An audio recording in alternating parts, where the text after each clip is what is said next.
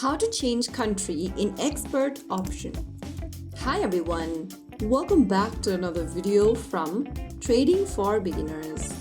Today in this video, I'm going to be guiding you through how you can easily change your country in the expert option application using your Android or your iOS device.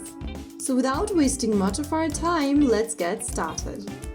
First of all, launch open the expert option application on your device, and once logged in, go to the top left corner and look for the Finances tab and tap on it. Now this will open up the deposit option, from where you need to click on the change button at the top of the screen, this one over here, and click the drop down at the top and choose a different country you want to change to.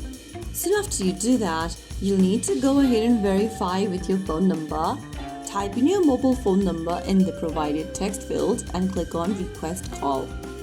After your mobile number has been verified, you'll be able to change your country on expert option. If required, you'll need to prepare the document for verification. That includes national ID card or passport, utility bill, bank statement, or official document showing your new address.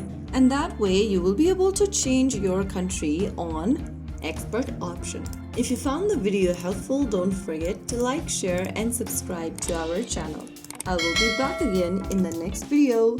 Thank you for watching.